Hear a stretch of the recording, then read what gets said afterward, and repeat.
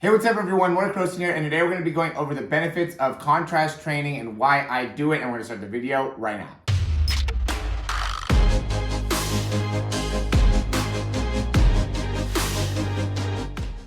All right, so contrast training, just to give you the technical definition, is a hybrid strength power modality that involves pairing a heavy lift with the high velocity movement of the same pattern. An example would be squats and then following that up with a box jump. Its physiological foundation is based on its ability to elicit post-activation potentiation, which refers to the acute enhancement of muscle force capabilities following maximal or near maximal muscular contraction. So the idea behind contrast training is that after you do a squat, you start to activate some of the muscles that you're going to be utilizing for a box jump. Then you go and you do the box jump, and it helps in increasing your ability to recruit the muscles necessary to be able to perform the box jump. So for me, obviously going deep into sprinting, the big thing that I do is a lot more to do with lunges. And the good thing with lunges is there's such a wide variety of variation that you could do in your lunges to be able to elicit the same type of response within the body, but also make it so you can have a significantly higher amount of variation in the workouts, and then be able to utilize that in a wide variety of different types of exercises to help improve overall force production. So here we're gonna go through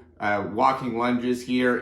Big thing with the walking lunges that I'm trying to work on after watching that Usain Bolt video is I'm trying to land a little bit more onto really like the front part of the foot, ball of the foot as I'm going through. So you can see most of my weight is on the front side. And really I'm trying to keep my heel up a little bit more, just overall, this isn't a great example. You can see how more of my weight is forward. You can't really see that I'm really trying to keep my heel up in the air. Just a good amount of weight here. I think it ended up being an impact on it. But you can see my heel's just not going down to the ground, and I'm not keeping my weight into my heel as I'm going through. And so, this is an example of the walking lunges. And then for here, I transition that into single leg box jumps. I really just wanted to be able to work on getting the range of motion within that back foot. So this ended up being a big part of it as well, is getting all the way up onto my big toe, right? And I've talked about that in the videos as well, where I'm really trying to focus on being able to get a little bit more verticality in my feet and being able to really utilize that in improving my push off and making sure that I'm able to cycle my leg right up through after I push off.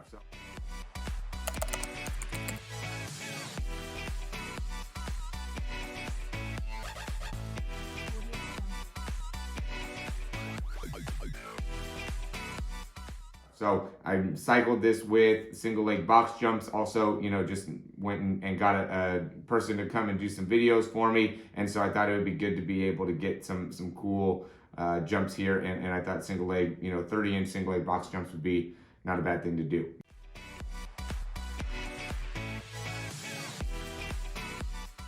Next thing is going to be step back lunges. So here I'm stepping all the way through. Again, landing on more of the ball of my feet, controlling my knees, shifting all of my weight forward as I'm going through on each one of these movements here.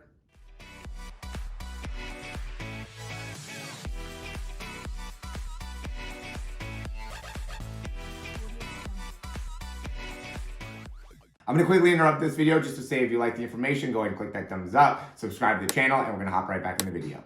And then partnering that up with single leg broad jumps, right, all the way through. Again, trying to make sure that I maintain all of my weight onto the balls of my feet, not letting my heels go down, and just really trying to be quick as quick as possible. And then did that with single leg cycles. At this point, I had, kind of had some tightness in my lower back just from doing some different workouts. And so I didn't want to go in and push the sprint too much, but I already had this day kind of planned out. And so I really put a focus on single leg cycles because I still wanted to be able to do a video on the contrast training and the benefits of contrast training, but still being able to work on that. So now I went and I did reverse lunges. You can see same idea, keeping the weight more forward onto my front leg, keeping my chest up. So I did walking lunges here, I did step back lunges, I did reverse step back lunges. So just getting a wide variety of different movements, being able to control the feet. And then I partnered that up with just regular starts, right? So I just came around in my backyard and just worked on being able to get again down onto my foot quickly and then push right back off. I made a video recently about my starts, and this ended up being most of the running that I just did, I was able to at least get some degree of speed going here, and just being able to work on having that good fast twitch movement pattern to follow up some of the other movements that I did. Primarily lunge patterns, partnering up with different plyometric patterns ends up being the name of the game here. Obviously squat with the box jump would be a very easy thing to be able to do, but lunging and any type of running pattern also has that very similar correlation because of the high velocity that is in a sprinting pattern. So anything that really partners up with more of a strength-based exercise to a power-based exercise is going to be something that's going to be able to fall within the contrast training. I really recommend this. Is anybody that works out with me knows that when you work out with me or even do my workouts on my online program, it's a lot more of a flow type of a situation. It's not too much of like a do one thing and then stand around and then do another thing and stand around or rest or something like that. I'm always flowing. I'm always going from one exercise to the next exercise to the next exercise. It's not always going to be just a direct partnership with like a strength exercise to a high velocity exercise. Sometimes I'll do a couple high velocity exercises after one strength exercise, or I'll do a couple different strength exercises and then partner all that up into a high velocity exercise. So it's not always the same. It just depends on what the flow is like and how tired and fatigued the athlete is. So, a little bit earlier on, it's going to be more of like the high velocity type exercises, where as we get further and further into it, you start to get a little bit more fatigued. Then we get more of like a strength-based type exercise, and then, not as many of the high velocity, type exercises. So that's generally how I do my programs overall. And, I think I've seen a lot of really good improvements in athletes in speed. I mean, really that's where the most improvement has been in, all the athletes in the program has been from a speed perspective, just because when you start to get a better understanding of where your mechanics need to change and how you can change them, then we start also adding in exercises and drills and things for you to do to be able to actually make that change. It really allows the athlete the opportunity to be able to make a lot of big improvements very quickly. So we'll probably cue a couple videos here just to show some improvements from a sprinting perspective. But,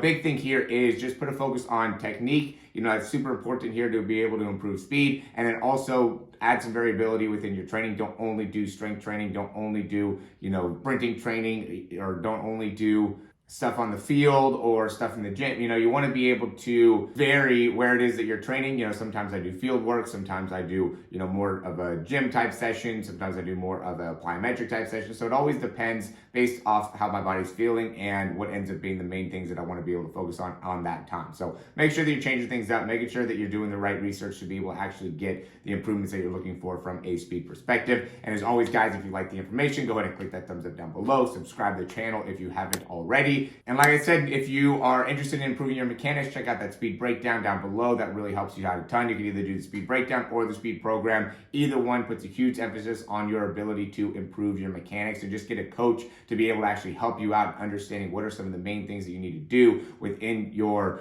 stride length, your foot contact time, your start, your drive phase, your top end speed phase, your arms, your posture. There's so many different parts that go into running. A lot of people don't even understand the complexities that it can actually bring to being able to perform at a high level. Now, we obviously don't want to be able to, or even crossing over your legs ends up even being a thing that is a very common part of not being able to get as much distance per step, right? Because you end up stepping over. But anyway, big thing is being able to connect to what is it that we need to be able to change. And again, not a lot of people think that there's a lot of complexity within sprinting. They think it should be a very simple movement pattern. And at the end of the day, it is very simple, right? But in order to perform at the highest level, you have to be able to do all the correct parts of sprinting. And so a lot of us are not able to compete at a high level, not because of our inability to, lift enough weights or jump high enough or, anything, just not having the proper teaching and proper understanding of what are the right mechanics when